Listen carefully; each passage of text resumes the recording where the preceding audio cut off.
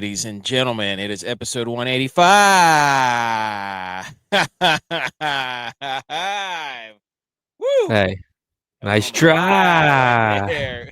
Hey, down by the bay. Hey, what do you You say? We just may. We need some points, hey. Hey, yes. Let's up for the parlay. Oh, currently Maction is running amok in our text. Put a record 76 bets in. Never seen that before. That's pretty impressive. Good for him. Not just on this game, but for his weekend. I don't know why he went ahead and put everything in for Sunday on Wednesday. Maybe he gets better odds. I don't know. We'll see. He does some weird stuff. That's just who he is. It is November 20th, 2024. It is National Pay Back Your Parents Day. Hey. How about that? I called my mom today. Shout out. Me. Did you tell her? No. I Oh. paid it back to her by calling her back. Oh, okay. You paid it forward. Yes. Okay, good. So yeah, it's Pay Your Parents Back Day. USA Today last year. American parents spend $610,000 to raise one kid from birth to age 18. How much? 600,000? 233,000 roughly. 234 roughly. Way off. That's To kind of raise. skewed. I mean, that's kind of skewed though, because if you're fortunate enough to have your parents pay for your college, then that number goes up significantly. True. That's wild, dude. That's a lot of money. I mean, in today's age, I don't know if it is or not, but yeah, I mean, when was that done? I mean, what's the interest rate? Have we factored in inflation to that yet? Exactly. I mean, come on. Bidenomics. Okay. Well, hey, it is what it is. Not our fault. We didn't do anything. We just work. That's it. So yeah, it's Pay Back Your Parents Day, dude. Okay, Thanksgiving's next week. We're gonna figure out what we're gonna do for next week. Secondly, this is like pre-holiday football week, so this is kind of, if you're lucky enough. I don't know if you are, but this is one of those weeks where if you get the whole week, like this is holiday season, so this is where everybody gets really jealous of some of the people who have cool jobs, where it's like, oh yeah, just take the whole week off at Thanksgiving, and you know what? Take another 2 or 3 off at Christmas through New Year's. And if you're like me, who's in the healthcare industry, that's not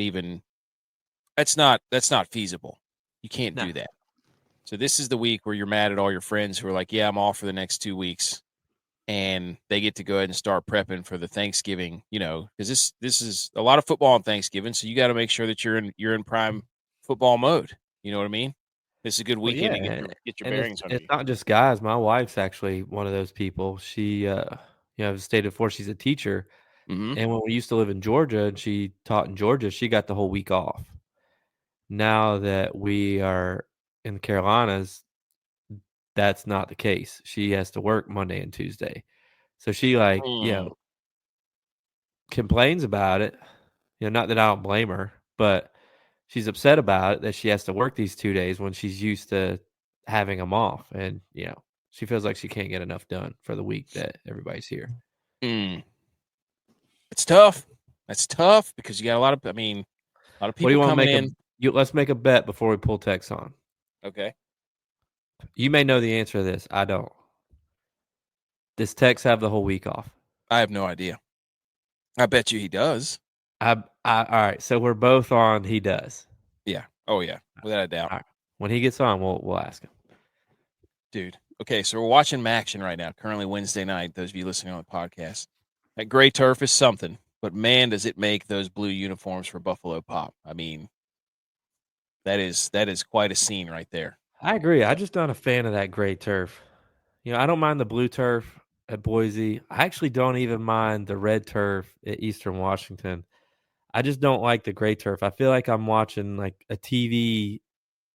Yeah, I feel like I'm in 1965.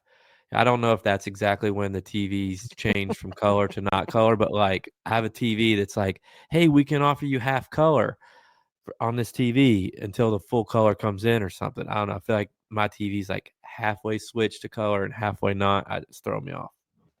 It's weird. It's very weird. Well, the outside of the field's green. I know. Like the turf on the outside, the sidelines is green. So why I don't feel like the outside of the turf that's green pops better with the gray than their actual jerseys do, which is surprising to me because you think they'd be the same color. you would think. But you're right. The blue does pop on that. I'll give you. It does. It looks really good. It's crisp. So okay. So we had that. I mean, like I said, we're a week from Thanksgiving, but we have to address something that is continuously happening. Yes. And you're in the hey, we're in the content game, sort of, I guess. I don't know what you. I mean, we put stuff out. Do what? We put stuff out. You could say that. Yeah, I mean, we're in the hey, we like to make jokes online, kind of with anonymity or anonymously. For some, our faces aren't attached to it. But let me tell you what, it's not hard to figure out whenever somebody steals it, especially one of the bigger accounts, and we know that they know who we are because they've said our name on their show, the Millie Goats, right? We had the Bet Gala incident. Well, now they think that we're not paying attention, and they're trying to steal and reuse our jokes. Ladies and gentlemen, from one of the most popular podcasts in sports, pardon my take, Jets are going all in after missing the playoffs. This is one of their posts for the 29th straight year. Breaking, Jordan Love has been traded to the 2024 or 2040 Jets. Hilarious, right? That's really funny. Hilarious. Yeah. Great joke. Because Brett Favre did it. Great joke. And Aaron Rodgers did it. Yeah. Oh, yeah. Really? Yeah. I wonder where they might have seen that. Oh, look at this from a year and a half ago. That's funny. Hey. This is the Millie Goats. Who are they? Oh, that's us. Let the future us be the first to congratulate Jordan Love on playing for the Jets in 2040. Huh. Isn't that weird? Maybe the time frame of it allows them to use it. Maybe. I mean, I don't know. But it's really funny that they get all the credit and all the sponsors and all this nonsense, and they're stealing our jokes.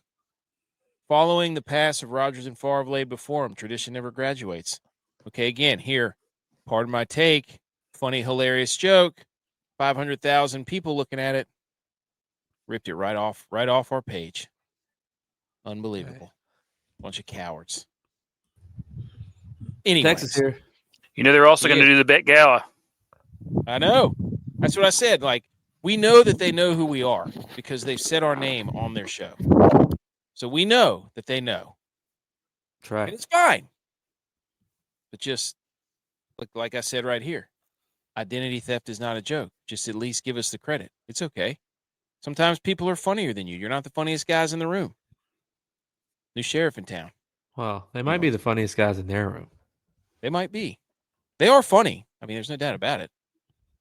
But, hey, just because your graphic looks a little nicer than ours doesn't mean anything. Doesn't mean diddly poo. They don't do it themselves. So, Tex, it's a week from Thanksgiving. Are you prepared? Looks like he's got a beanie on with dreads. Oh, yeah. That's exactly what I was just about to say. He looks like Traveris Cadet whenever he used to wear a beanie. Yes, Jock Roman. Shout out, Jock. There you go. Yes. You ready for football? Prepared. How many bets are you going to put in on Thanksgiving? Because you have enough to win me back what I've lost so far. If you can put in 76 on a Wednesday night, yeah. Tex, we actually have a bet. Well, that reminds me. What's that? Are you taking all next week off? No. Oh, I'm out of vacation days. Oh, I thought he was about to say I'm taking the next 2 weeks off. Midway through November, he's out of vacation days. We took a lot of trips this summer. A lot of trips. Hilarious. A lot of sap. Yep. Okay. So we've got week 13. We got Thursday night football. We got the Steelers of Browns, AFC North. You'll hear me say that about 16 times. If you're here, you want to talk football. You want to listen about football. If you hear us yelling at the comments, it's because we film this live. So if you're listening to the podcast, go ahead and subscribe. We appreciate whoever's been listening because we've seen a little bump in the podcast numbers, which has been great. Sure have. Crawling ourselves right up the ranks, maybe because of our jokes like that. But anywho, anywhere you get your podcast, every time you listen, just do a little rating and a review. That would be great. Anyways, we got a lot of football. We got the college football playoff. We got Thursday night. We got week 13. If you want football, you're in the right spot. But before we do that, we have to address something else that occurred. I don't know if you guys saw this. Obviously, the Bills-Chiefs game still dominating the timelines. What the hell is this? Did you see What is this? that? No. Okay. Tony Romo, known. Yeah. His son Mm-hmm. has a split jersey of Patrick Mahomes and Josh Allen. Helms. Alomes. That's Look at this. You can't do that, dude. You can't. Is this BMO? Is this BMO? no. To me, it's a mom's only outfit. That's a good point. That is a mom's only outfit. You can't do that, Tony. Tony, with I'm your glad Kevin McAllister's dad's Home Alone jacket on. Well, I hate being like this, but I'm glad it references that it's his son because the way it looks like where he's putting his hand, we don't want anything. Yep. And he's got like green Air Force Ones on. Is that what those are? Yeah, so he should have gone blue because he's wearing the Chiefs Super Bowl champions hat. True. I don't know where Tex. Or he should have been wearing Zubas. Oh, that would have been nice. But I the first thing I thought was I didn't even look at the jersey. I was like, that is Kevin McAllister's dad in the airport, without a doubt. When he's chasing him because he gets lost. Where are you at, Tex? I don't know. My screen froze. Oh, okay. All right. You want me to back out and come back in? Just an empty picture. Well, of your screen. Here's what I think. Here's what I think happened with this jersey. I think Mom's his kid is a Josh Allen fan, but Tony Romo is such a Patrick Mahomes homer. He made him do the split jersey. I bet you Chris Collinsworth's son has underwear that's like that. Even though he's on the sideline reporting. I was gonna say. Chris Collinsworth is going to try to get that jersey from Tony Romo's son. Anyways, I've watched that video of Josh Allen scoring a touchdown maybe 1,000 times. Didn't somebody superimpose it to "There Goes My Hero"? They've done it all. They put the Spanish or Portuguese call with it, and the way that guy says Josh Allen is hilarious. But I mean, they've done it all. That's awesome. The best part about it is Matt Collins. Yes, putting the touchdown hands in the air when Josh Allen is at the 20-yard line, and he still broke 3 tackles before he got into the end zone, and he just knew he was going to score. That was pretty cool. All right, anything else before we get into the headlines? That was Josh Allen's MVP moment. Whoa, DVD? Did it in college they say like when was his Heisman moment? What was it? That was Josh Allen's MVP moment.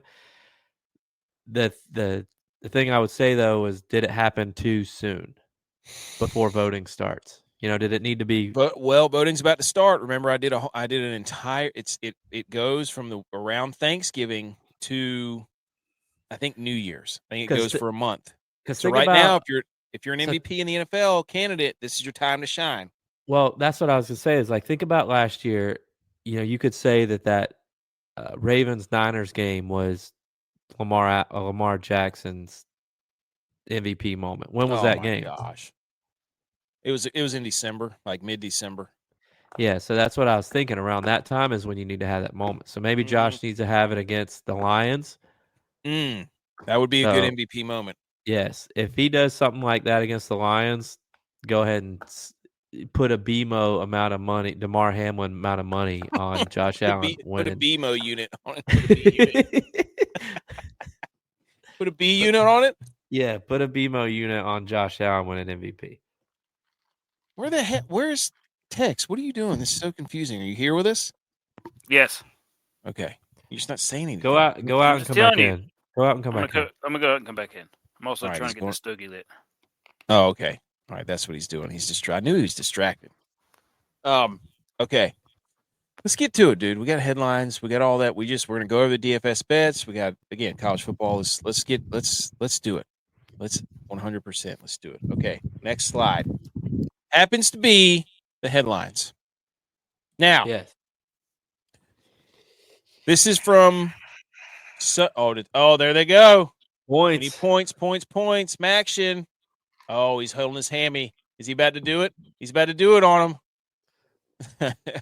Okay. You're welcome, Nick Bosa. If he ever plays again, if any of the Niners ever play You're again. welcome, Donald Trump. Yeah, but Nick Bosa brought it to the front. He's the one who started that thing. You can't deny that, but he won't play. Kittle won't play. They just never play. The Niners are basically an NBA team. No, nobody ever plays. They just sit on the sidelines. They act like Purdy's hurt now too. I know he hurt his shoulder, so nobody ever plays.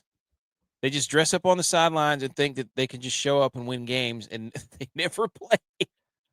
Hey, so hey, it's all right. They're not hungry. They ain't hungry yet. And Ayuk finessed your front office. Oh yeah, but they paid the wrong guy, Juwan Jennings. Anyways, headlines number 5: the Houston Texans take Texas 34-10. Before the game even starts, we got metal shrapnel, debris just collapsing from the ceiling. Which shout out to somebody. Shout out to the Texans social media team too for making that in the shape of an L. Yes, that was awesome. So I know we're a few days late on the Monday, but this is when we meet, so we got to just briefly go over it. And Tex is a Cowboys fan, so there's no way he's getting away from this. There he is. Texans take Texas. Does that mean Texas is back, Tex? There is no one more back than the Longhorns right now. Oh, I got something for you then. I got something for you. All right. I got a couple of slideshows at the end here for the Dallas Cowboys. So they lose 34-10. Then, of course, Jason Kelsey doing what he does, trying to steal the show. Out there looking like Zach Brown band. So that was a good one. That was Houston's first road win at Dallas. Dallas is on a 5-game losing streak, the first time since 2015. They've lost 6 straight games by more than 20 points. That's an NFL record. Wow. They ran a fake punt that was hilarious, and the punter threw an absolute hospital ball. Got his guy killed 5 yards short of the first by a wide receiver. That was the best. Dude, that was the best, dude. The Cowboys run a fake punt. They run a fake punt, and there's like 7 yards miserably short, and the guy gets decleated into the third row. Well, it's hilarious because Michi made that play, and they're like, that's a huge play for Michi because he is a wide receiver. Yes. Oh, there they go. You want points? You want points, Maction? That covers. I think I took there you it. Go. Well, I might be pushing. I think I took 50. Maybe I took 50. Hang on. 50.5. 50 and a half. I gotta see what that. That guy's name is Al-J. A-L-J. That's awesome. But Fake what punt. was I saying? Michi. They were talking about like how that's gonna get him playing time with the coach because the coach likes physical players. And literally on the next possession, I think they tried to run a sweep, and he was doing like a crack block, and he completely did not even like try to hit the guy at all. Oh, missed him, and guy made a tackle on the backfield. Yep. I was just like, this guy just laid somebody out. Now he didn't want to. He didn't want to get in there with the big guys. You don't want it. But yeah, dude, that good for Mechie. That's a cool story. But at the same time, like I was so mad because I needed Nico Collins to have a big game for my fantasy football team. First play, boom, 80 yards. I'm like, this is great. Nope, called back. What happens? The guy I'm playing has Joe Mixon and the Houston defense. Oh no, which was a combined like 60 points, and they ended up losing by like 10. So the Cowboys suck for that reason.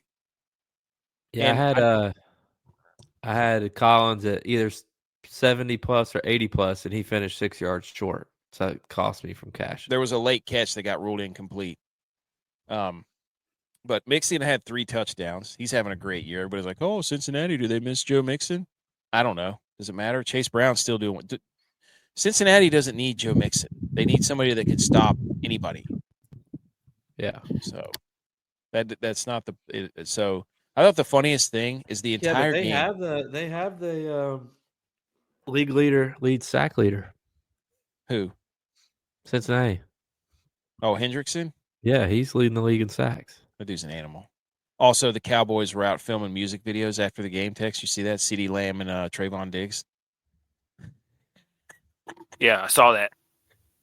Micah Parsons said today that the Cowboys are still a damn good football team. Is the locker room gone? Hey, no. Just the huddle? No, he's right now there is no huddle. There's no huddle right now. Michael Irvin went on one of those talk shows and said he has a very good source that says that if the Cowboys take Shador, that Deion's going too. Quarterback controversy without even the quarterback playing.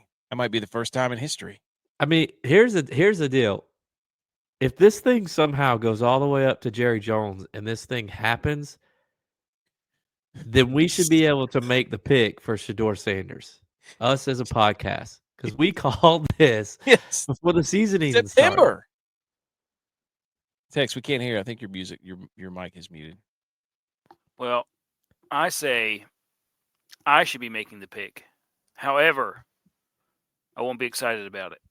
Dude. How would you make that pick?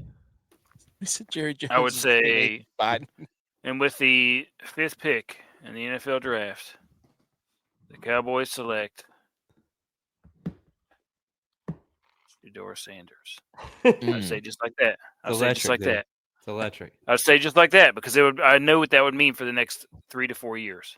So there was a couple of crying shames in this game. Aubrey missed a field goal, and then they took away his 64-yarder to then go down the field, go for it on 4th down, and come away with no points. Yep. Dude, it is an absolute dumpster fire in Dallas right now. Yeah. They're lucky that Dak got hurt because they'd still be doing this if he was playing. It doesn't matter. Yeah, this is going to be a bad season for the Cowboys for sure. No matter what. No matter who was QB, it was going to be bad. The Cowboys, my favorite part of the whole game is after every play, the Cowboys are dapping up all the Houston Texans player like the season's over, like the game's over. It's in like the second quarter, and they're just like after every play they get up and they dap and like pat them on the head and like, hey man, good play. I'm like, what is this, dude? You still got like 9 games to go. Serious question, like, why is Trey Lance not playing? He must be that bad. Yeah, but you know what you got. And no, I don't think that they trust him in the huddle. I don't think he's got the huddle. At this point, he's better than Cooper Rush. It's one of those things like Aaron Rodgers where you don't want to see him go out like that, even though he never got going ever at all at any point. You can't put him out there to throw 7 interceptions. You just can't do that. There's no way they don't. Dude, you don't think that they know that he's throwing an absolute pick fest in practice? No way. Dude, anyways. I'm not going to sit here and tell you that he's not having terrible practices or whatever, but like Cooper Rush, what he's putting out there, like you already established what you have with him. Maybe you let Trey Lance play through being terrible. Maybe. I don't know. I think it would be terrible. But maybe they should do like the Steelers do with Fields, where they have like a package for him, and he gets to go on that package.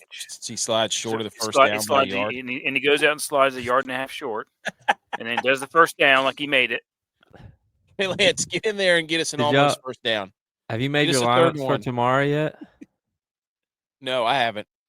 So the way the pricing's set up is it's George Pickens is the highest price guy, Russell Wilson, then Justin Fields. Like those are the top 3 highest priced guys. BS on draft. Hey, go look. Dude, that's funny. That's funny. It's not going to be any of those guys. As a matter of fact, doesn't matter. What do we think about the Texans? What do we think about the Texans? People are like, oh, they beat him 34-10. Like that game was close for the majority of the game. I don't think the Texans were that good. No, they're not. Me either. I think I don't know, like, I mean, I'm sure defense coordinators, because they had tape on them for a year, have made adjustments to CJ Stroud.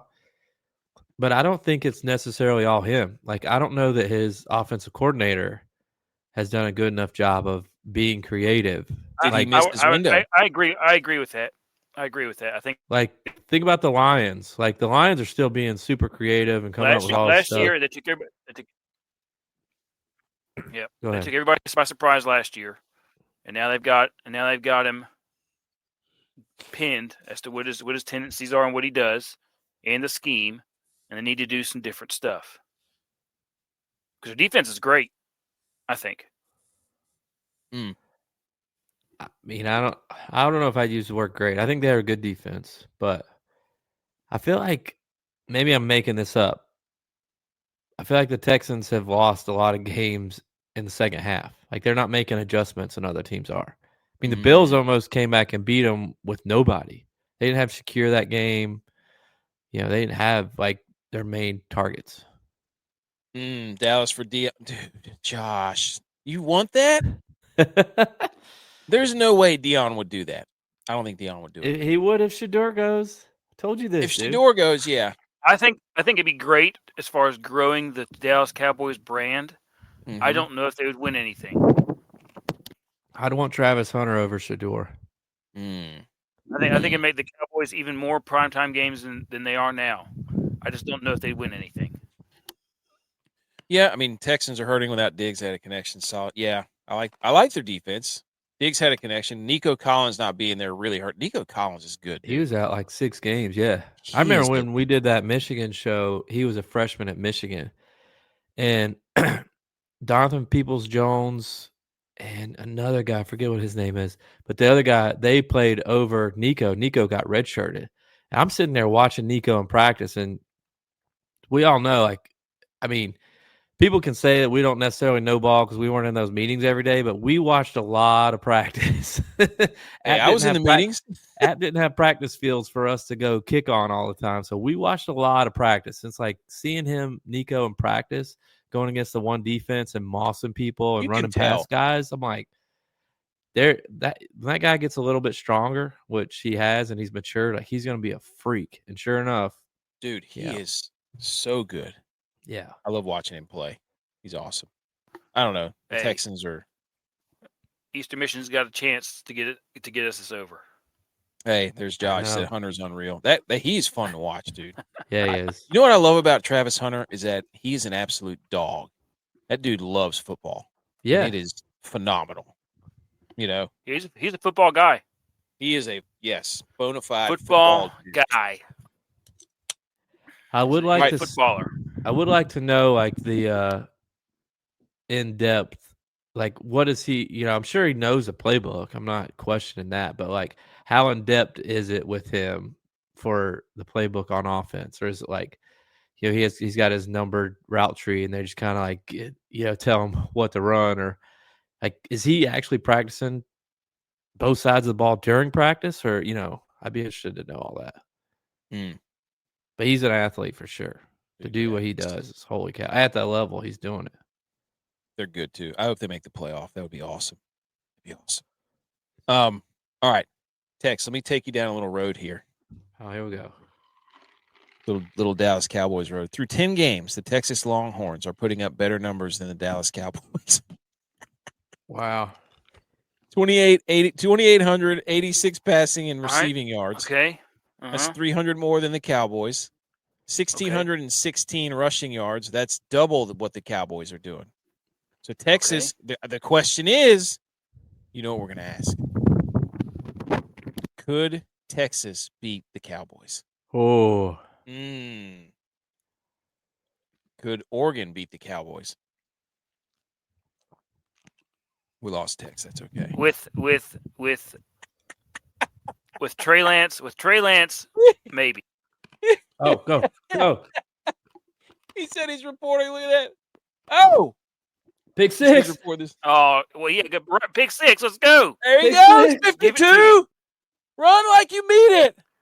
Oh, what a way to cover.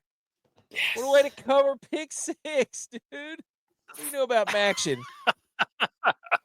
Okay, Tex. Covered. Next one. I love it. Next one. Now it's the Every NBA, we got a long way to Major go League in that Baseball, NFL, and NHL team has won at home this year except the Dallas Cowboys. Wow. Okay. Jake the Paul's team not win a home game. I think that one hurts the most. I think that one hurts the most. Like the college stuff, like whatever, but they should have more yards. Play more games. It just makes sense. Jake Paul has more wins at Cowboy Stadium than the Cowboys this year. Yes, that one hurts. That one hurts. Next. Hey, look at this.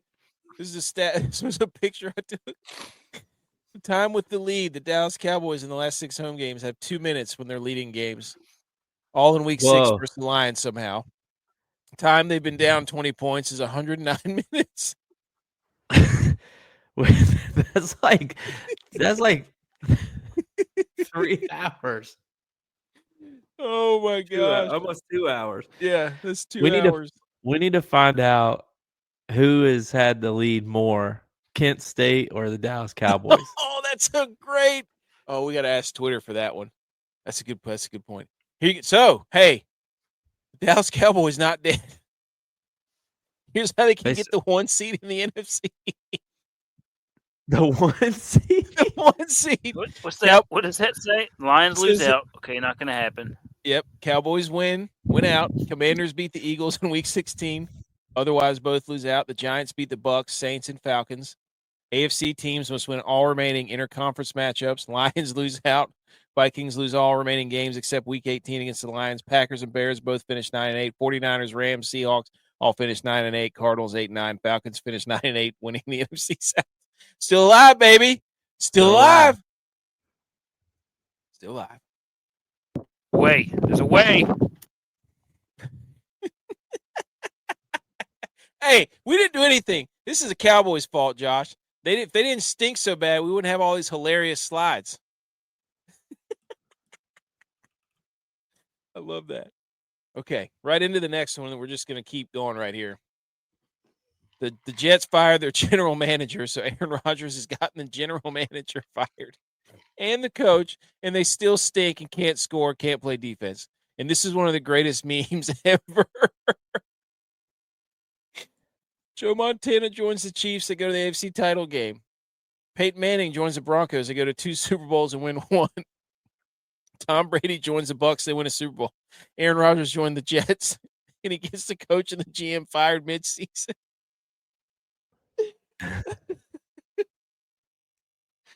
Oh, my gosh, dude. That's a great meme. Oh, anything else on that? I did hear that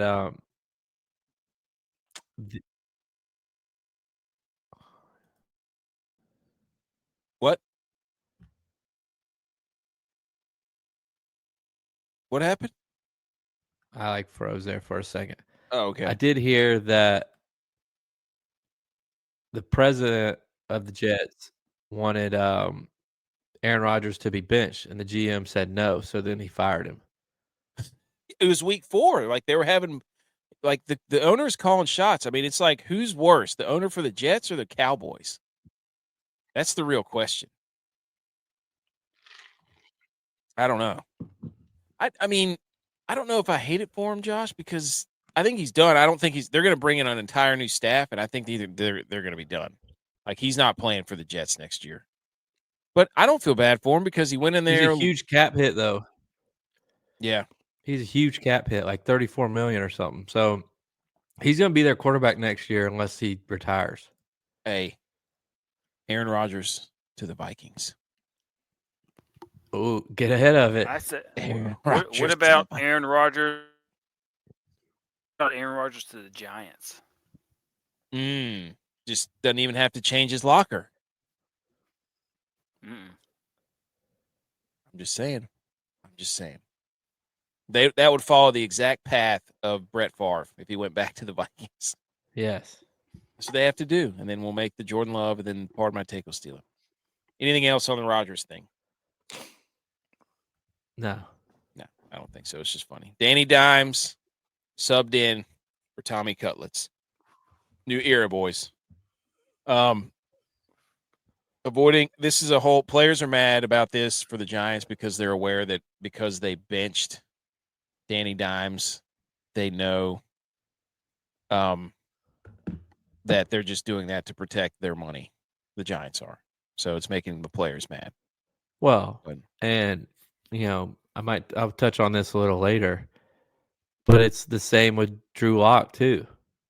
They're skipping him. They're skipping him for Tommy Cutlets because if Drew Lock hits a certain amount of stats or whatever, they have to pay him more money.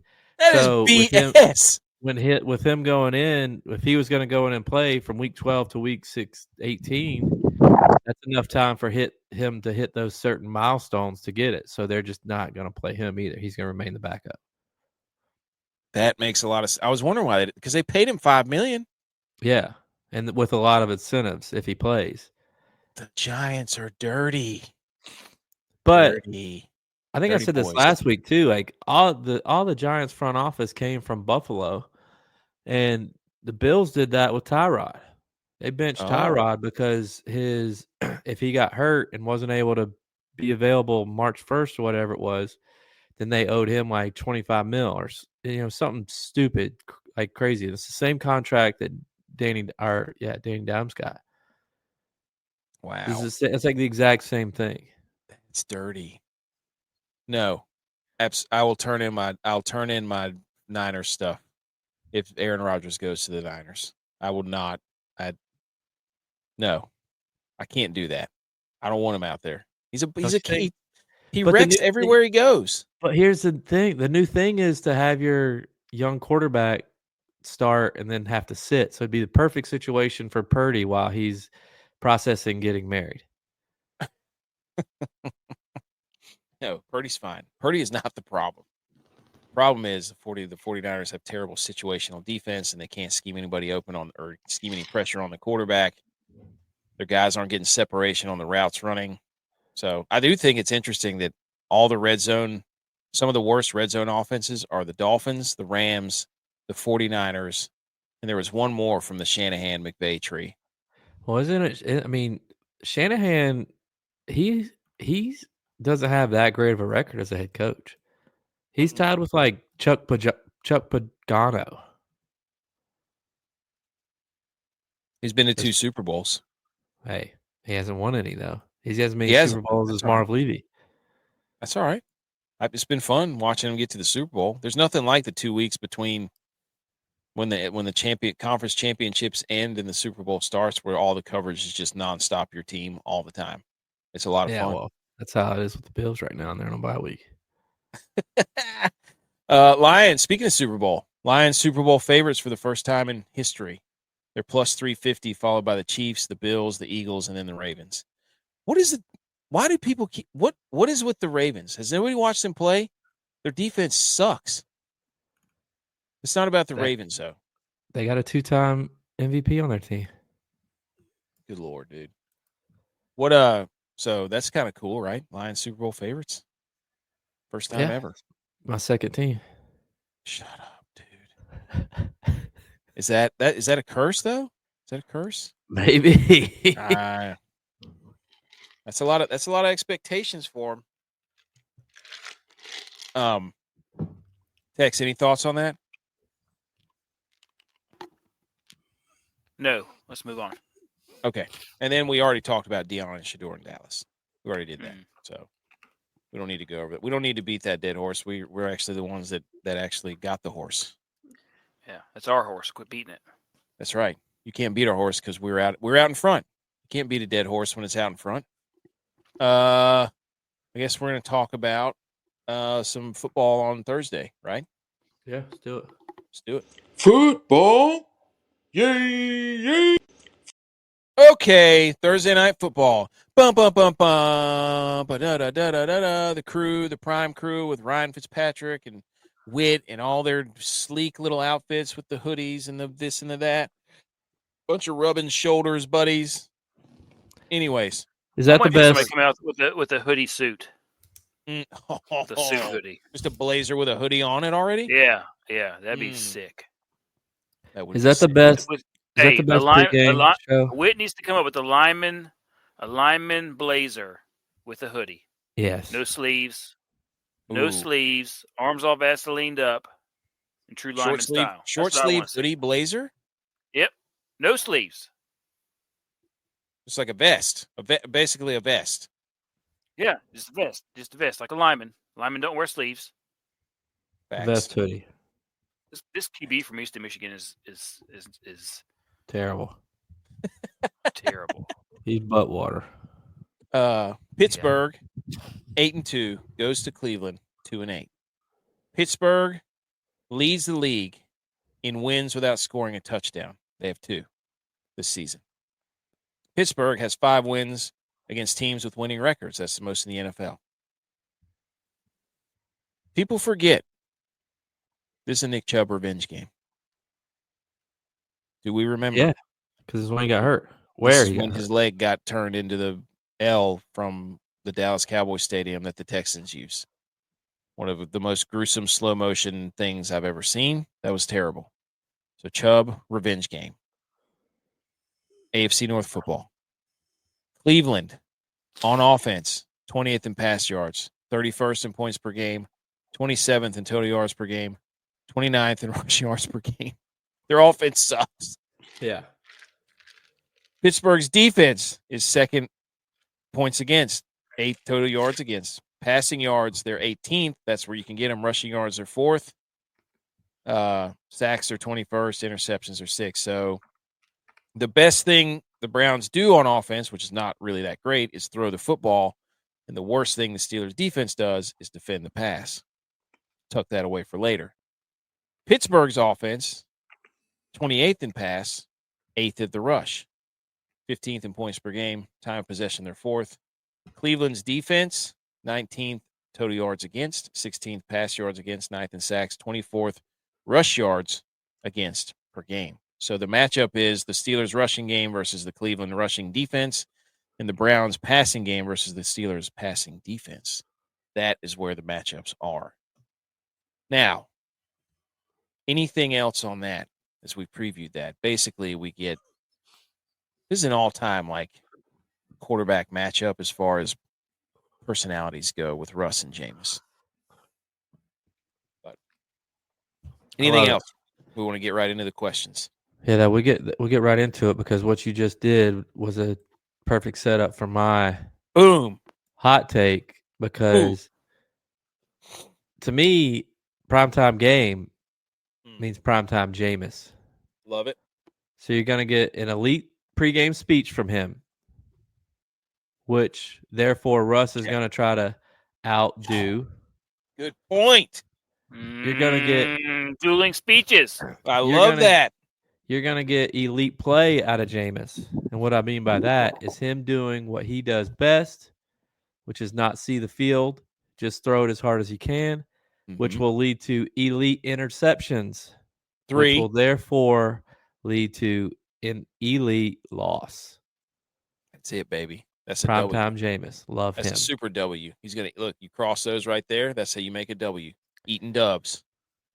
That's the 4 pillars of Jameis Winston football. Primetime. Elite speech. Let me ask you a question.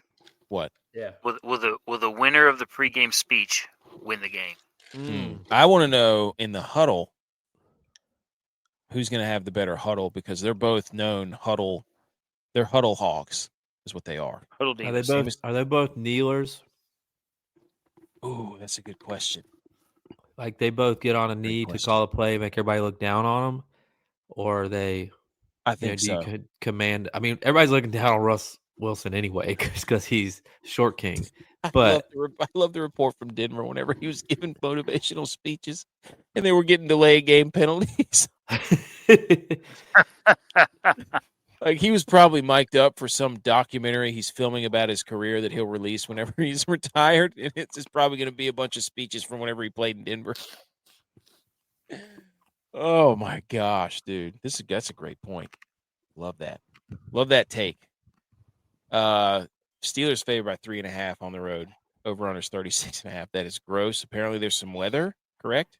Yeah, I mean, that's a hot take too. Well, I guess not necessarily a hot take because it could happen. I saw today or I heard today because I was like 36.5 is Cleveland. terribly low for a Pittsburgh team who's put up 30 a few times this year. And the Browns. They've also gone games without scoring touchdowns. Yeah, that's true. But I mean, the Browns couldn't stop the Saints to save their life last week. But I heard why it's 36.5 because it's supposed to be extremely windy and a very high chance of lake effect snow coming off of Lake Erie to hit Cleveland. Yeah. Okay. There's going to be, let's see here, at game time, which is 8:15. 28, 85% chance. Yeah, could be snow. Hey. It's going to be blowing 30-mile-an-hour winds. What? I mean, guys, this is what we've been asking for. A cold football game. Hey, Tex, we just did the clip today. Yep. Give it to me. And it comes just at the right time for a prime time Thursday night game. I mean, I have to watch this one. 36.5. That's NFC North football right there. Could you ask for anything more? It doesn't even matter who wins. Who cares? Just give me snow. Give me the pads popping. Yeah. Give me a 7 to 10 game in the snow. Pads popping. Good strong defense. Give it to me. I'm taking the under. Let's go. Tex, what's your hot take for Thursday Night Football? Well, I have a future on the Steelers to win enough games for Mike Tomlin to have a winning season, which is 8.5 games. So if they win this, it's over. And the streak lives on. The streak. Technically, this is the Mike Tomlin has never had a losing season game. They win this one, streaks on, Texas future hits, and we cannot wait for those because everybody's got them queued up. You know good and well. Everybody's got the take queued up, ready to go. Mike Tomlin. It's called the winners win future. Yeah. Yep. Okay. Here's mine. Now, if you're expecting us to go break down the game and tell you who's going to do what, no, you've come to the wrong place. Go find somewhere else for that. This is the highest winning percentage on the line in the division game. I was looking around at the AFC North. Okay. The Browns are 1-1. I think the Steelers are 1-1. And the Ravens are 2-1 or 2-2. And the Bengals are 1-2. So if the Browns win this game, they will technically have the highest winning percentage in this division for divisional games. So that means the Browns could be division champs within the division, even though their season has been absolutely terrible. I'm just you play the games on your schedule, right? They're still in it. I mean, they're in the division. They should be able to hang a banner if they finish with the most divisional wins, right? Yeah. Okay. And then Dylon says Jameis throws for at least 300 yards plus and at least 3 turnovers and 340 plus yards if we count interception yards. So total yards, 340.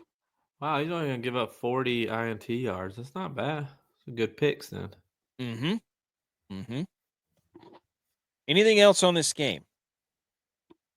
I'm actually really looking forward to it if it's going to be snowing. Yes, that's a great way to kick off the holiday season. Like, here it is, a week from Thanksgiving. Here's a snow game to get you started. Couldn't be any better. Who wins? Steelers win? Yeah. Levi? Yeah. Yeah. Steelers. They got a good run defense, and as much as I want to see Nick Chubb get going, I trust Russell Wilson more than I trust Jameis Winston. Let's just say that. Yeah, Jameis is going to do something hilarious. There's going to be a couple of hilarious moments, and we're all here for it. All of us. Okay, I think that's it. What we got to do next? Oh, we got the schedule. So, Steelers, Browns, everybody enjoy it. Now we move to week 12. There's the schedule. You don't really need us to go over it. If you don't know the Week 12 schedule, you can look it up on your phone if you're listening to the podcast. But if you're watching, there you go. A lot of good games on. Another good divisional round. We got a bird battle going on. Do we? Yeah. Oh, Yeah. yes, we do. Yes, we Battle of do. the birds. I've been trying to hit the bird parlay forever. The Cardinals are dogs. Are they? Yeah. So all this boo-hoo nonsense, and the 49ers could be right back in the mix. 4th to 1st. That's what I'm saying, man. Yeah, and then we got the Rams and the Eagles. That should be good. Got a nice Monday night game too to kick off Thanksgiving week. You taking Chiefs minus 11? No, hell no. Don't ever bet on the Chiefs to cover the spread ever. It's against the Panthers. I got something for that. Don't you worry. Okay. Trying to set you up. I want the Bears to beat the Vikings so bad. Vikings need to, I say this with all due respect. They're towing the line. I say this with all due respect to Dylon. But the Vikings need to start losing some games. Why? Because the Bills have their 2nd round draft pick. Oh. I think the Bears get them. I think the Bears get them. I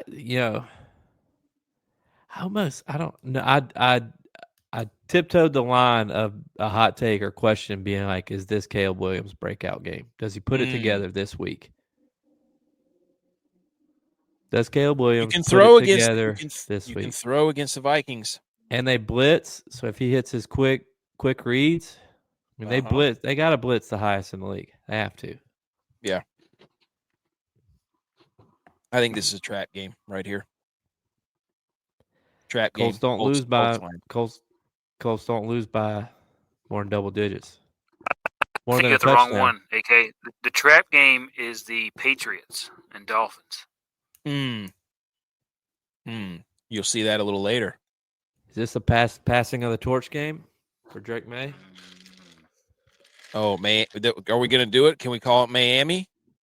He wins? the passing of the torch for second best quarterback in the AFC East? Yeah. We're gonna go down there and call it Miami if he wins. Oh. Yeah. Eyes on the Seahawks, Cardinals too. And we're definitely gonna be watching Tommy DeVito play the Bucs. That's gonna be awesome. Is this one of the worst quarterback matchups for all the games that we've had in a while? What? I mean, there's not like a good dueling quarterback matchup, except maybe the Monday night game. Maybe the Cardinals-Seahawks game.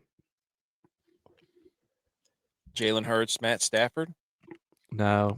They're not going to duel it out. Brock Purdy, Jordan Love? No. They're both hurt. Jameis, Russ Wilson?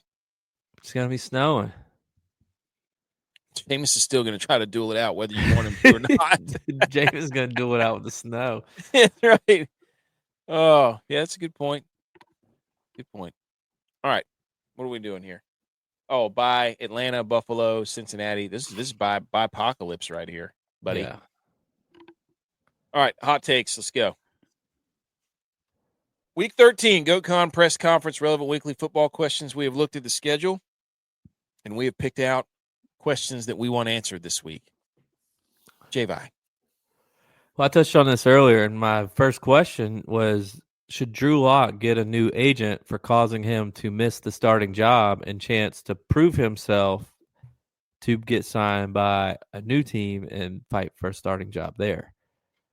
I mean, he put so many incentives on his contract, they don't want him to hit it, so he's not even getting a chance to play. That's such a Drew Lock move. He's like, I could see him. He's rapping on the sidelines, betting on himself, probably putting out motivational quotes and tweets. They just put me in, dog. They just put me in.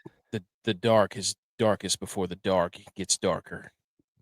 You know, there's always that one guy on the sideline. Man, if they just let me go, they let me out.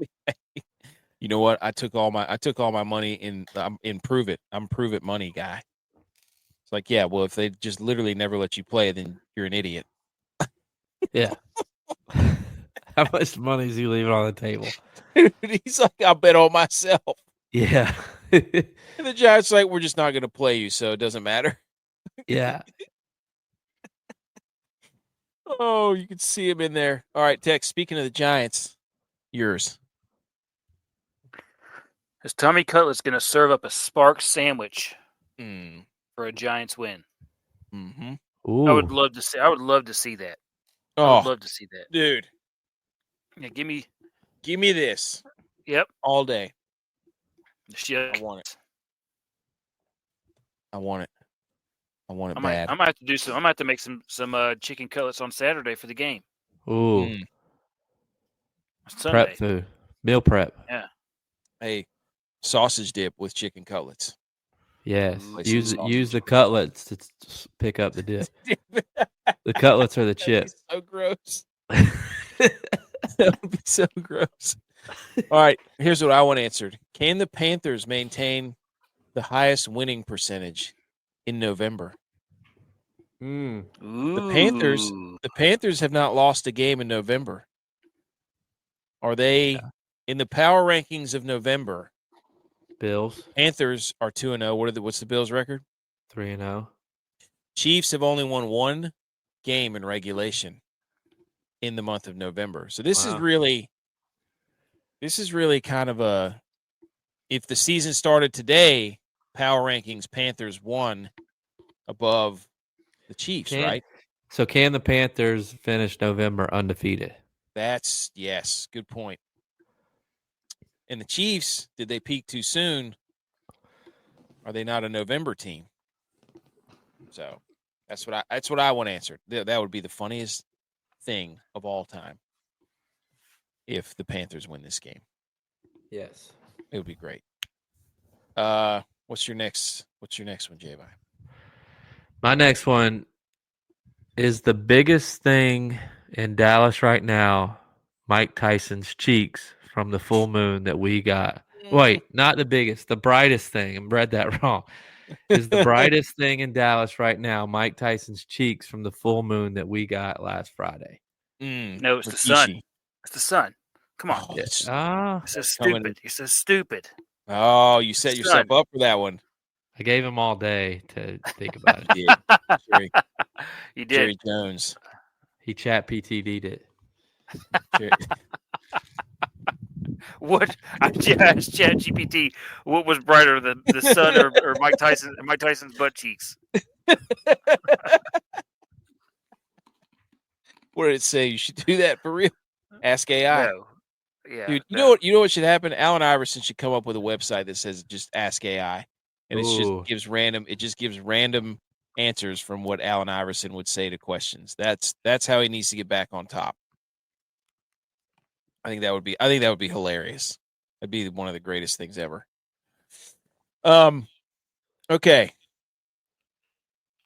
My second one is the 49ers. This is a backs against the wall game.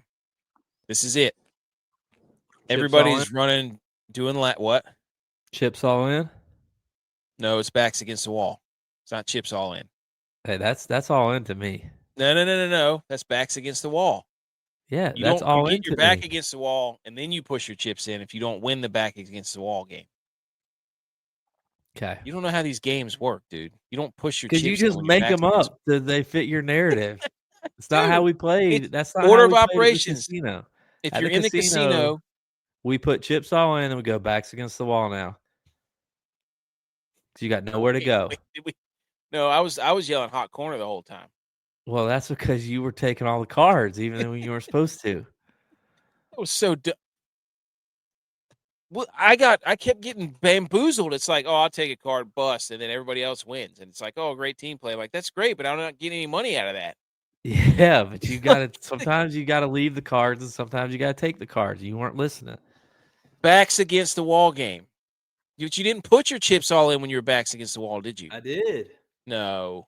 I did tonight, and I'm back. Well, okay, then. That's a good sign for a backs against the wall game.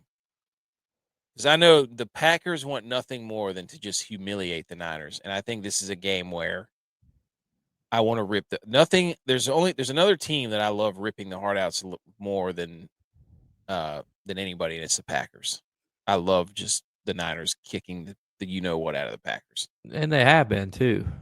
Oh, it's been bad the past 10 years. Yeah, it's been great. Yeah. Anyways, so this is a backs against. I'm sick and tired. I hope everybody plays. So I'm sick and tired of it. So, was this your third one, J-Vi? Yeah, for Butch.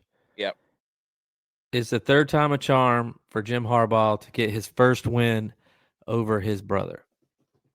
And I say that, and I asked that question because I saw a clip one time, and it was they had their family deal. It was the dad, Harbaugh, Jim, John, and their sister. I think she was on it. And John was talking about how when they were kids, when Jim made it to the NFL, became like a star player in the NFL, he flew everybody in the family out on a beach trip. And John and Jim started wrestling in the ocean. And he's like, Jim started pushing me under to where I couldn't really breathe. And he'd come back for a little bit, push me back under. And he said it was kind of like that moment where Jim had the upper hand on me. And anytime I'd try to do anything, for the longest time, Jim would just kind of look at me like, remember that time that I almost killed you in the water? He goes, that had been the case until I beat him in the Super Bowl. So now I have the upper hand on Jim because I've beaten him at something that we both do. So I have the upper hand on him. So since Jim Harbaugh has lost the Super Bowl, John Harbaugh has had the upper hand. Whoa. I don't know how many years difference it is between when Jim, was pushing him under the water versus when they won the Super Bowl. But Jim's trying to get that upper hand back. So it is the third time a charm for Jim Harbaugh to get his first win.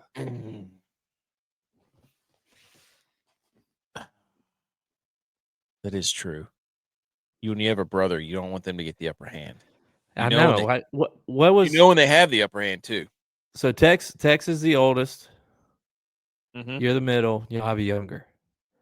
Tex, have they beat you? Yes. And stuff, yeah. I mean, yeah. We beat each other and stuff all the time.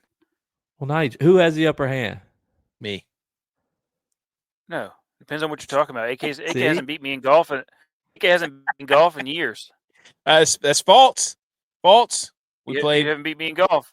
We played one hole, and then you guys quit because it was raining and we were winning.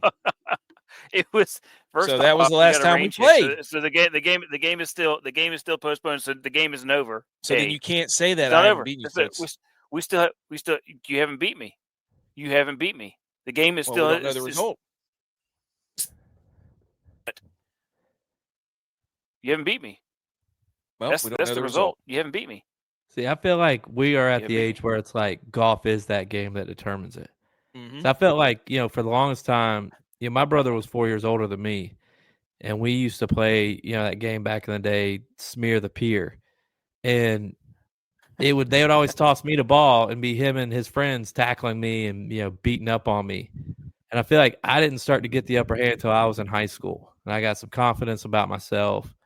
I started beating my brother and my dad at everything we did, and I felt like I had the upper hand for the longest time. And it's like, now we go play golf, and I'm like right back to where I was when I was, little old V, and I got to get it back now because they've had the upper hand on me for a little while. You keep losing the Masters. Well, I know, and the thing about it, you know what else AK compete at? It's fishing. Never seen AK catch fish. Me either. I've been fishing with him for 30 years, 38 years, and never seen him catch a fish. You know why? I saw him catch himself once. I caught the most fish. Hooked himself right in the back. And he forgot to mention that. Dude. AK is the you should have seen me on the range guy. Like he takes pictures of himself fishing, but it's never catching a fish. Doing ball tracker on the range. I would have shot a 68 today on the range. Yeah, when I played last week by myself. I'm the only one in this group that shot in the 70s. Yeah, by yourself. No, Trey Hen Dog was with me. He was. I know. Okay. Indog was Okay. mad because he takes golf so seriously, and I went up there and beat him. Shot a 79. Just chipping balls in off the green. That's why it was a 79. Speaking of chipping balls off the green, I got the upper hand on you, dude. CEO of Stats is You want me to go get those pictures? I got them. They're right down here. You had me for a millisecond when a picture was taken. Your mom got that. She did you dirty, and I've been hanging Shows on. nothing about who I won the game. You don't remember that? I know I won. Mm-mm. No, dunked all over you, man. You with your face.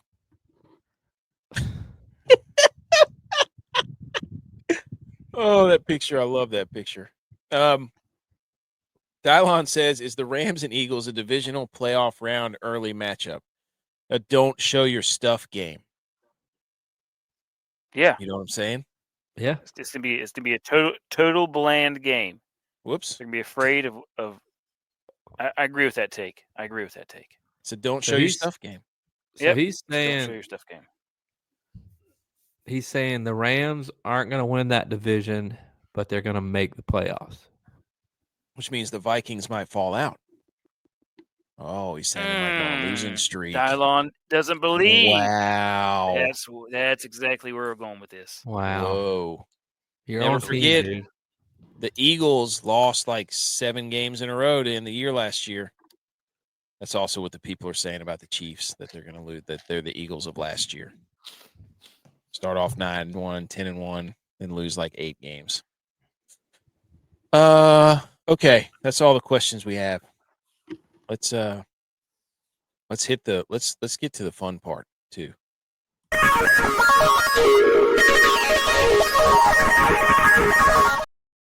This is the part, the Goat Rack Bargain Bin, NFL, college football, DFS, and bets, super parlay, picks, and bets, cards. Without further ado, who's first? J-Vi's first. Now, ladies and gentlemen, we were 9-13 last week. That's pathetic. Tex, you were an absolute main culprit of that because you were 1-8. Ooh. I'm gonna make up for that this week. I promise. So without you, Virus, J-Vi and I were 8-5, and then you showed up and we went 9-13. Yep. So you have nothing else. You don't be a loser. I hope not. 75-76 on the year. We're at a losing record right now. We got to make money. Come on, J-Vi. I got this. Let's do it. I believe. So I did this before I knew about the weather, but I'm a man of my word. And I've watched the Bills play in weather a ton, and it doesn't always mean that the scoring is low. Because even with snowstorms, you can still run the damn football. Run the ball. Mm-hmm. And they're harder to tackle, and their footing's hard if you're not used to it. So I'm taking Steelers versus Browns over 36.5. You're talking, what, 26-10? I think that's easy. I think that's doable. A second one for Thursday night. NC State +10 versus Georgia Tech. I wrote something down about this game. Every Georgia Tech win has either been by 10 or less points.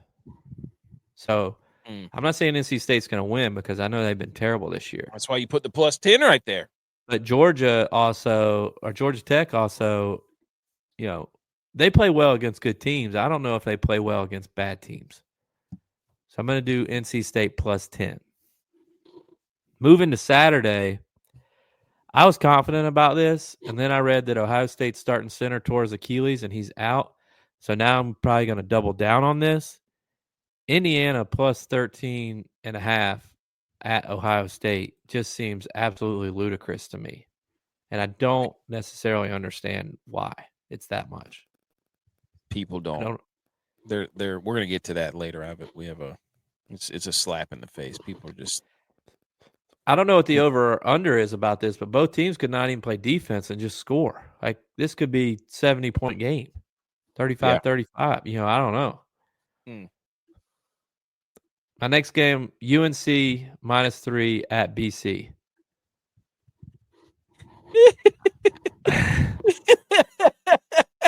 Dylon's Dog. here. I hate you all. Clearly, the Vikes are winning the North. Y'all bunch of blasphemy gaslighter. Dude, you said the Rams are going to be in. If they don't win the division, they got to get a wild card. Yeah. And it doesn't look like the Vikings are going to win the division. So if it's Rams at Eagles, that means they didn't win the division. Unless you're saying the Eagles aren't going to win the division. Cowboys still could get the 1 seed. Yeah. We said that earlier. But my second game, I'm going UNC -3 versus Boston College. This is just a gut pick. I don't have any stats to back it up. I feel like UNC's they're a wagon. They're terrible. They're a wagon. They're not terrible. Like I don't know what UNC is going to come to play. I know Boston College doesn't really have much to play for. UNC -3. I'm going UNCC, University of North Carolina, Charlotte. Interim coach bump. Moneyline interim coach bump at FAU, who is reportedly trying to hire Ray Lewis for whatever reason. I have no idea. Don't they have an interim coach too? I don't know. Do they? That's a risky play. Maybe. I have no idea. Is this the interim coach bump game? Maybe we should take the over. We should change it and take the over. Yeah. Yep. But my last one for Saturday, and this is just because I want to believe. I want to believe. I want to believe too. But we believe with Navy. Army plus 14.5. But we believe with Navy, and that hurt. That one hurt. That one hurt bad. Protect the football, Army. Protect the football. I want to believe. Hey, me too. I believe. Moving on to Sunday. Lions -7.5 at the Colts. I know the Colts don't lose a lot by more than a touchdown. More than a possession. So that's still a possession. That is still a possession. But if people are saying that the Lions are going to make the Super Bowl, if they're the favorite to win the Super Bowl, then you got to prove it to me that you're willing to beat the Colts. My bet by more than a possession because the Bills did that.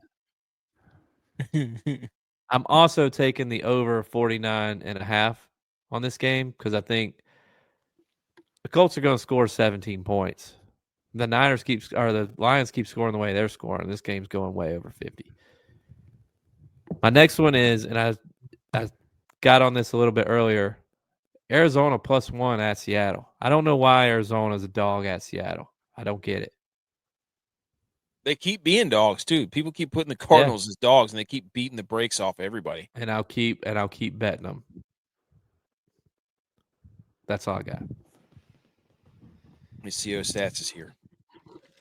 All right, who's next? Oh my gosh, dude. All right, so we got a lot going on here. We got a lot going on here. Okay.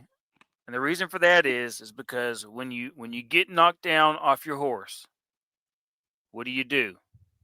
Get back on. You don't get back on it and just kind of limp along. You get back on it and you whip that thing in the butt. 19 bets. And you take off and you place as many bets as possible. What'd you say? You're wide up? And then yep. I'm tell them I'm coming and I'm bringing parlays with me. Because I did all these bets. I parlayed the college ones, I parlayed the NFLs, and then I parlayed them all together. So, and I know you individually bet them, which equals I individually bet every single one of them. Bets. There's a lot going on here. So I got Indiana +13 because I just think that's going to be a closer game because I don't think Ohio State's that good, and I don't think Indiana's that bad. Yes. UNLV 7.5 -7.5. Iowa, Maryland under 46. Low scoring game, lots of punts, lots of field goals. Wake, Miami under 64.5 just because I don't think Wake's going to score.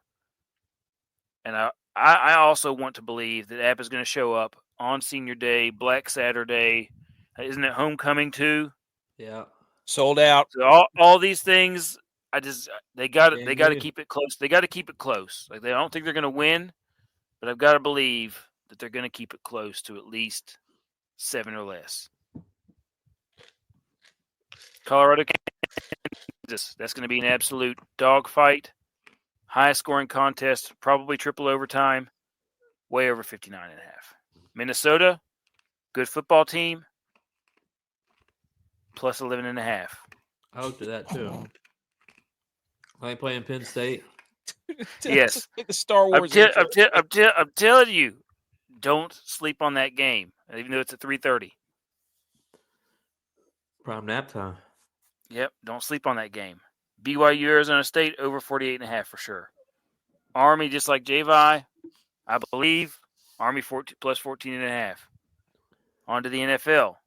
Chiefs No. money You're line. gonna have to tell me if all these hit because I'm not gonna go through and look all these up like I normally. Yeah. You're gonna have to keep I'll it. let you know. I'm let not you doing that, dude. Normally, if it's I'll a let you couple know. of bets, I'll look them up and put the check marks and do all that Nope. stuff. I'll let you know. Chiefs money line.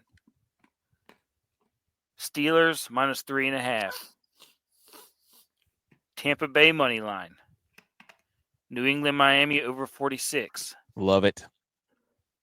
Yeah, I think that one's going to be an absolute shootout. Dallas Washington under 45.5 because I don't think Dallas is going to score. Houston money line. Minnesota minus 3.5. Niners plus 2.5 because I believe that they're going to. I just believe I do. I'm telling you. Stop it. I've done it like 3 weeks in a row. And then Philadelphia, Los Angeles over 49. I think it's going to be another shootout fest. And then for DFS, Baker, Evans, Ott, Stack, and the Lions D. Nobody can see it. I said it was like the Star Wars intro where it just keeps going and going and going right before. Oh yeah. Okay, that was a A lot. lot going on. That was a lot. That was a lot. I mean, but you know what? Like I said, I'm not afraid to get back on my horse and go charging in, right into battle. Yeah. Don't say horse whenever we're talking about rough college week. football. I got beat up last week. I got rough week flat. I got beat up last week. Got taken to the absolute cleaners, and here I am back again, ready for battle. I was gonna say, don't say horse when we get to the college football segment. People might think we're talking about that Alabama player. Oh yeah. Want to see this horse? You know what we should do is put your face on his face. Where the legends No, are don't made. do that. No.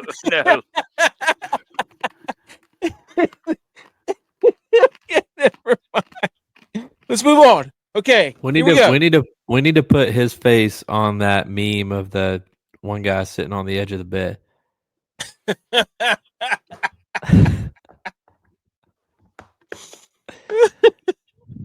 That's good. Oh. All right. For DFS, DraftKings lineups. Go ahead. Tommy DeVito down there at 4K. The Bucks stink. Go ahead and cue the Chila Luna, baby de Buddha. Hey, gabagool, bippity boopity. Tommy DeVito gonna carve him up like a deli, like a New York Italian deli. Tommy DeVito, and then you're gonna want to play Jatavian Sanders, the tight end for the Carolina Panthers. The Chiefs suck against the tight end. I'm just telling you, what's a young quarterback's best friend? Tight end. Didn't he just get married?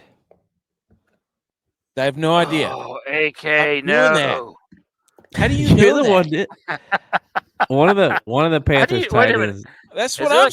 Wait a minute. Is there a wedding tracker on Twitter? Is that how you're keeping up with this stuff? Is there somebody who tracks all the marriages? Look, one of the Panthers tight ends just got married. I have no idea which one it was. I feel like I have to do which Panthers tight end got married. They got married during their bye week recently. Tommy Tremble. See, I knew it was try. one. Not him. That's an even better bump. It's an even better bump. So there you go. Confirmed. All right, moving to college football. Over 56, Sam Houston and Jacksonville State. Buddy, all the marbles are on the table for the Conference USA. What? I don't trust them. Why? I bet on both those teams Rich Rodriguez. a few Rich times Rod. this year, and they've let me down every time. But I'm telling you right now, these two teams are the top in the Conference USA. This is for all the marbles. Yeah. Jacksonville State can score some points. I'm telling you. And so can Sam Houston. Yeah. I'm doing this like I've been doing all year. I wish I could be one of those guys that kept turning over the Colorado cover into just rolling it over into more money because I've been betting them every week. Colorado minus 2.5 at Kansas. They've covered like 11 weeks in a row. Jump on that. At Arrowhead. Kansas has been playing like a wagon recently. Does Shedeur Sanders get drafted by the Chiefs? Foreshadowing. Andy Reid retires. Dion goes to Kansas City. Shedeur sits under Mahomes for 6 years, takes over when Pat Mahomes retires. Would Dion start Shedeur over Pat Mahomes? He'd make Pat Mahomes play both ways. Defense, quarterback of the defense, safety. 2 quarterback system. Mm-hmm. Both of them back there. Pat Mahomes is your third down quarterback, and he comes in and gets first down.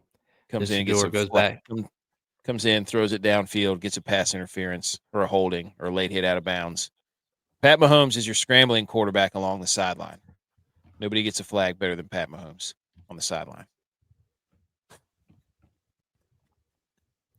Baylor minus 8 at Houston. Houston stinks. Baylor's a wagon right now. UCLA. This is gross. This is disgusting. UCLA plus 4.5 versus USC. Rivalry game. Okay. Don't they both play in the Rose Bowl? No. Shoot. USC plays at the Coliseum. Damn it. Where does UCLA play? At the Rose Bowl. Damn it. Never mind then. I was going to say, I thought they shared a field. I was going to say, USC. Have you ever watched a football game before? USC's 4. I don't know geography. USC's 4. I thought it was a MetLife thing. USC was 4-1. The Coliseum's like one of the most.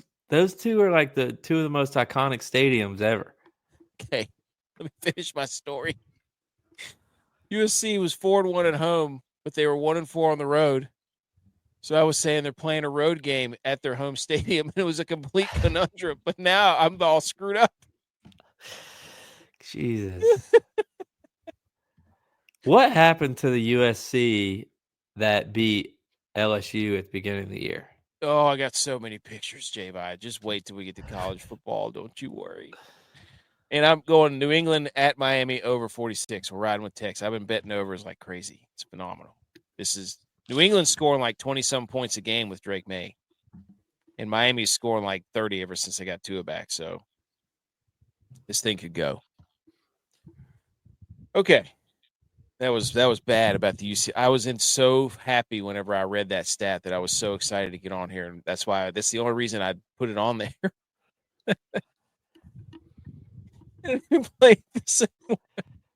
Took you down a little road that had a dead end. It did. It wasn't even a dead end. The car didn't even start. Bo Nix at 6,300 versus Las Vegas. Yeah, way to tail me, Dylon. I've been on Bo Nix for like 3 weeks. Jeez, settling in, and he's the hot hand, and Las Vegas stinks. Brian Washington Jr. at Dallas. Brian Washington. Who's that? You mean Brian Robinson? Does he mean Brian Robinson? I heard yeah, I think that's what he's talking about for Washington. One of the fantasy guys, he was giving out who he would play this week for his DFS matchups, and he picked both Commanders running backs. He said Dallas run defense is that bad that he thinks that both running backs for Commanders together. I played Washington he got me too. Robinson in my DFS lineup as well. There you go. If Mike Evans plays, all in, Dylon. Trey McBride over 5.5 receptions. Love it. Tyrone Tracy over 66.5 rush yards. Play those, folks. Dylon's like 73-1 on those prop bets. Still can't build a whole team. All right. Quickly. We're gonna go 73-0 on those bets because Tex. Yes. Let's do hang the banners quickly. wasn't ready.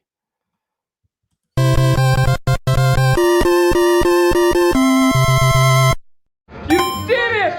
Congratulations! Okay, hang the banners. I want to go first because I have a picture. I want to hang the banner for Barrow, Alaska. Hang the banner for them. Do you know why? Why? You talking about Barrow? Barrow, whatever. The Okay. sun will, this was a day ago, the sun will set today in Barrow, Alaska, and it won't rise again until January 22nd. Wow. Hang the banner for being in complete dark. Aaron Rodgers is going to show up there. Complete darkness retreat. He's going to be the high school football coach there. Aaron Rodgers is going to show up and do it. That's where he's going. Aaron Rodgers is going to quit middle of the season, go out to Barrow, Alaska, and just live in darkness for 64 days until January. That's what he's going to do. Hang the banner for that. Why would you, this is a serious question, and no offense to those people that live there, but, why would you choose to live there? I don't know, man. That's crazy. I did not bet that at all either, so I have no idea if that's really the truth. But it was funny, and then the Aaron Rodgers joke came right after that. So, okay, who wants to go next? Who wants to hang a banner next? I'll go. My hang the banner is for a certain state. I'm not sure which state it is. Maybe Arkansas. I'm going to go with Arkansas. Could not be Arkansas. Maybe not. But I'm going to go with Arkansas. State title game. Instead of a coin toss, instead of a flip the coin to see who gets ball first, if you want to defer, receive, kick, whatever, they have a helicopter fly in and they drop a ball at midfield and you choose two guys to fight for the ball. Winner gets to decide. So instead of a coin toss, helicopter drops the ball, you fight for it. That's some XFL stuff, dude. I love it. I do too. Football. I mean, state football. title game, you're not letting a coin toss determine how the game goes. No. You're letting your two best guys go out there. Your two captains to set the tone for the whole state championship game. Can you imagine if your dude wins it? Like everybody's just fired up. That's game, right? That's it. I'd love to see the stats on who, if they win the football wrestling, what that would be. Hang the banner for whichever state that is. I'm guessing Arkansas maybe not Arkansas, but guessing Arkansas. Hang the banner for that state. Tex. You ever hang the banner? I'm going to hang the banner on this New York and Phoenix Suns game for the amount of turnovers I've seen. There's been, in a quarter and a half of play, 12 turnovers. This is terrible basketball. And they wonder why the NBA is not putting up ratings. Dude, like you watch them make these passes. It looks like us out there trying to throw passes. Dudes are picking off passes like from 3 steps away, and you're like, "What? There was no way you're going to make that pass. This is terrible." Nobody wants to watch it. And the Suns are awful. They got Holy KD, smokes. don't they? I don't know. There you go. All right, let's pull up the. Oh, by the way, I figured out why they're ranking UNLV. And the next coach looks like Gru. Friend of mine had VIP box seats for yesterday's UNLV game. Ordered a pizza and wings. Never realized it was going to cost for this slop $653 to order pizza and wings at the UNLV game. Jeez. That is insane. That's why they're ranking UNLV, because they can bring them in and make a lot of money. They're like the SMU. People wonder why SMU's ranked so high, because they got a lot of money. That's a big za though, and that's a lot of nice wings. Slices. And those are chicken tenders. That's not wings. Well, you call them wings. No, those are boneless wings. That's boneless wings. What's the difference between a nugget? That is a boneless wing. It's just a long boneless wing. I'm not arguing with you. I just said that. That's a Victor Wing Binyama. Mm-hmm. Okay, where was I going with that? College football, I think. There it is, ladies and gentlemen. The new bracket released yesterday. Oregon at 1. Texas the 2 seed, but also ranked 3. The 3 seed is Miami, who's ranked 8th. The 4 seed is Boise State, ranked 12th. 5 seed, Ohio State. 6 seed, Penn State. 7, Indiana. 8 is Notre Dame. 9 is Alabama. 10 is Ole Miss. 11 is Georgia. 12 is BYU after their loss. First team out is Tennessee. Second team out is SMU. Boys, thoughts? Love it. Yeah, Love it. me too. I think BYU is going to play themselves out. With you right here, I think Colorado going to be the champion of the Big 12. Mm-hmm. Colorado ain't going to be scared of Ohio State. No, absolutely not. But Ohio State's BYU got a might big lose. game this week. Yep. And I thought it was hilarious that, what's his name? Galloway, whatever his first name is, Galloway, the Joey Galloway? yeah, the analyst on the football playoff show said that Indiana should sit their quarterback out this week because he's been dealing with a little bit of injury, and he should sit them out this week against Ohio State to avoid him getting hurt further and missing the playoff if they're lucky enough to make it after the game, Ohio State game. I thought to myself, that's an interesting take. Where did Joey Galloway go to college? Ohio State. Ohio State. Is he admitting that Ohio State is nervous and scared to play Indiana?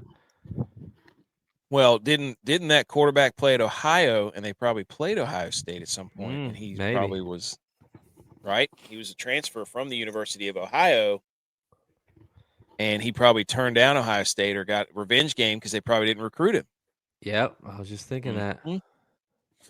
I think the big thing was right out of the gate, everybody was like, Boise State at 4. You know, the whole panel on the show was yelling at Boise State, and then they were yelling at Indiana. They spent the entire time complaining about those two schools. Strength of schedule, strength of record. Oh, the Big Ten, the SEC, you know, put it on a neutral site, blippity blue, blah, blah, blah. Shut up, dude. Win the games that are in front of you. That's it. Yep. Don't win your games. Like, what do you want them to do? Just because you think your schedule is harder or their schedules are harder in the SEC, that you can then, you know, you can predict that further into the future that this is how things will end up. No, win your games. That's all you got to do. It's simple. Win. If games. Ohio State loses this weekend, they're out. They're out. They should be out. Well, In nobody's my mind, nobody's saying diddly poo about Notre Dame too. Their schedule sucks. I'm telling you, I think Penn State's gonna lose this game this weekend. I think they're gonna lose this game. Who are they playing? Lose this game. Minnesota. Oh, Where's it at? I think it's at Minnesota. I mean, SMU. You could argue too that Boise State should be ahead of Miami. I looked that up. Yeah, I mean, the only game that Boise State's lost was a last-second field goal to Ohio State. On the road. Yeah, Oregon. Yeah, the same exact loss and way that Ohio State did. I love that they rank Boise State 4 over Ohio State too. Like I mean, or I guess they have to because they're the highest ranked conference champion. Or division, you know. But I love it. It's just people get so mad and they just want to start throwing around who's most deserving, who's the best team, and it's like it doesn't matter. But this like is all these scenarios. This is why I think that 12 team, go back, that 12 team, whoever it is, BYU, Miami, Boise State, Texas, or whoever it is, that 12 team, they should be the 5 team really. Because it's at Minnesota. Because BYU, if they're a conference champion, they're a conference champion of a Power 4 school. I mean, I know you were thinking that the G5 school would go there, but if it's BYU Colorado, they're the champion of a Power 4 school. So theoretically, they have as tough of a schedule as anybody else. Yeah. And they're going to have to go on the road as a conference champion against a non-conference champion. I think if you're a conference champion and you're in that game, then you should be the home team. Yeah. Do you know why I think Minnesota's going to win that game? Why? because I played with a guy who's a coach there. You know his Mm. last name is What? Harbaugh. Your boy BH? No, his name's Harbaugh. Last name's Harbaugh. Yeah, it starts with an H. Yeah. The Harbaugh Bowl's not till Monday, though. It'd be GH. Yeah, he's like a thick. No wonder you've been on Minnesota so hard. Mm. You've been on Is this Minnesota guy like the listening to whole the year. show? He's like, dude, Minnesota, you guys got to watch out for The truth comes Minnesota. out. So, but yeah, they all spent the entirety making fun of Boise State, telling us that Indiana hasn't played anybody. I mean, I'm sorry, Indiana's 10-0. Anybody? Oh, Oregon. That's it. They're the only. Like, I don't get it. Like, how they and they don't play each other. If any of these other teams, Ole Miss was 10-0, they'd be ranked number 1. I guarantee it. It's just solely a pedigree and name brand nonsense. Like, it's garbage. Like, if Vandy was 10-0 in the SEC, they're not a normal powerhouse. Bet your Mike Tyson cheeks that they'd be up here in this gold bar here. You better believe it. Just because they're the SEC. It's garbage. So then they started doing this. The SEC was just Big 12 so I'm just going to leave this here. Here are the strength of schedule rankings for the current top 10 non-SEC CFP contenders. No SEC ranks below 30. That's because you rank all the SEC. Missouri's still ranked. How? How is Missouri still ranked? They keep losing terribly, but they're ranked 23rd. Like, this is what they do. They prop up all these SEC teams this is what we're going to do. Yeah, that's what I remember why I had all this in there. After the SEC gets dog walked out of conference all over the place, right? All over the place early in the year, getting their teeth kicked in by Cal, by Arizona State, by Georgia State, by USC, by Notre Dame, by Oklahoma State, by Miami, right? Their strength of schedule. So they play all these out of conference games, get their teeth kicked in, and then they go in there and beat each other after they keep ranking them. It's complete garbage. Now, we have to put this up because this did happen, right? Texas beat Michigan and Colorado State. Georgia beat Clemson, 42-10. Wisconsin and Alabama, Ole Miss, Wake Forest, Tennessee, NC State, Mizzou, BC. All right, so you can see it all, but it's not that different. It's not like there's this list, which is 7 or 8 games, and that's 8 or 9 games. Like, they're not that great. They're fairly even. So, and then they get in there and rank all these teams, and they beat each other, and they're like, the schedule is so much better. Shut up. That's it. I'm done. I don't know why I had all that in there, but I got mad there for a second. Anyways. Yeah. I mean, you wonder why Indiana's 10-0 playing a 101st ranked schedule. Look at it. It's like 106. And they're like, what are they supposed to do? It's not their fault. Well, you can't say that it's not Indiana's fault for the schedule they play and then complain about the schedule that the SEC plays and say it's the SEC's fault. I'm not saying it's the SEC's fault. It's the committee's fault for ranking the SEC schools. They keep but they're ranking doing the Missouri same thing in the top 25. They're doing the same thing with Illinois. I agree. Get them out of there. That's the only thing I'm telling you, and you keep arguing against me. Is I'm like, they're doing the same thing for the Big Ten too. Like, I agree with you. They're ranking these teams that shouldn't be ranked, but they're doing the same thing. You're just making it seem like it's just for the SEC. It's not. It's for both. It's for the Big. Both for the big. I agree. Schools. They should just not have rankings. Facts. But I mean, you think about it though. Like, the only thing that I would argue in the SEC's favor is like, go back to that schedule that they played. This one? Yeah. I mean, I bet the other one. I bet because that was a lot of conference games. I bet when Texas scheduled Michigan, they were anticipating Michigan to be good. Well, they were 10th right there. You can see it. Colorado State, not so much. When that Alabama-Wisconsin game was scheduled, I bet Wisconsin was a top 25 team. That was a Wisconsin Camp Randall game at night. That's when Yeah. Wake Forest, okay, no. NC State has been good the past few years. They were bad Boston teams. College, no. Come to find out. I mean, they were ranked. McCall got hurt and then he retired. Yeah. Yeah. But they were They were ranked 24th. You got to give them credit. Like, you got to give them credit when they beat them, and then it turns out NC State sucks, but. Yeah, I mean. So. But again, you can make that argument for these, too. Like, it is what it is. Like, it's not like that's what I get so mad about. It's like they're like, oh, we're so far ahead and beyond everybody. It's like, but when you look at the numbers outside, no, you're not. Like, Yeah, but these games right here that you're showing that they lost, like, I mean, Auburn's not a very good team. Like, you're looking at the bottom of the SEC. I mean, this team beat Bama. This team was tied for first a week or two ago. Right. This team is in first. Like, what are you talking about? There's 2 first-place teams right here. Well, LSU's not in first. This team gave Georgia all they could handle.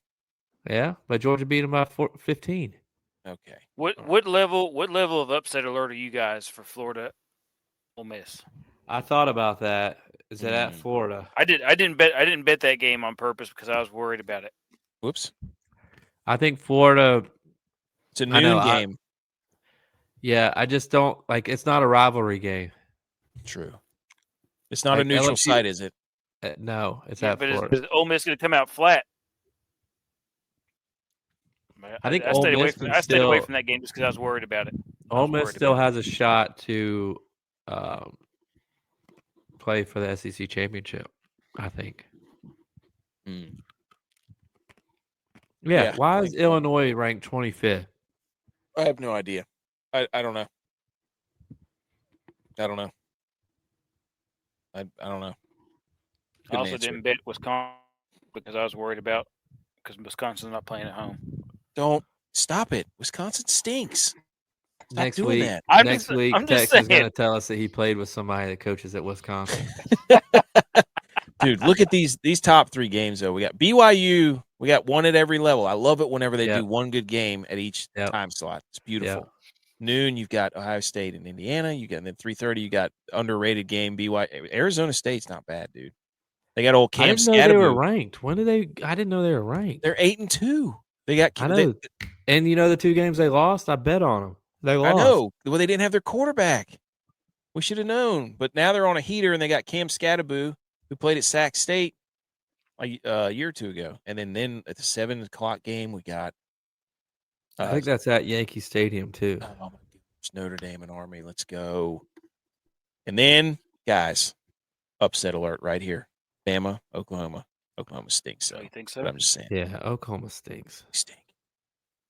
Anything else?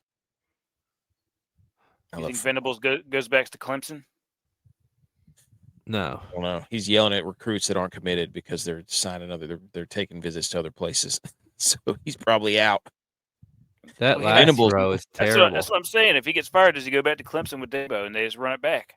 Probably. No. Yeah, he would. Why wouldn't he? J-Vi, why wouldn't he? I'm not saying he wouldn't. I don't think Clemson would take him. No. Yeah, I don't think Clemson would take him. I don't think Clemson would take him. Why? Because he left. Dabo's a we do it with our guy. Dabo doesn't take transfer portal guys. He's not going to take a transfer portal coach. That's not He's just coming back home. Dude, they're going to do a highlight. They're going to do a video. They'll do a tribute video. I don't think he takes them. Tribute video. All right. That's it. Hey, podcast will be out tomorrow if you're just tuning in. They're out Mondays, Thursdays. We do live shows Wednesdays, Sundays, also Thursdays and Saturdays. And then here's all of our social medias. Again, if you're tuning in, go subscribe to the podcast and leave the review. Help us kind of climb the ranks. That'd be fun. We'd love to do like a giveaway if we got all the way up in the top 10. That'd be great. We'll jump 30 spots. I don't know what we'd give away. A goat sack. That's what we do. Goat sack. Just koozie. Yeah, it'd just be koozies with our faces on them. And then people would be like, who are those losers? And you'd be like, it's the Millie Goats. They write great jokes that Barstool takes all the time. And we have proof. Anyways, I don't know what the schedule is going to be like next week because Thanksgiving, but we will have episodes out. I don't know if we're going to do it on Tuesday. We'll talk about that after. But anyways, that's it. Episode 185. That was a long one. Sorry. But we love football. Don't hate us. We love football.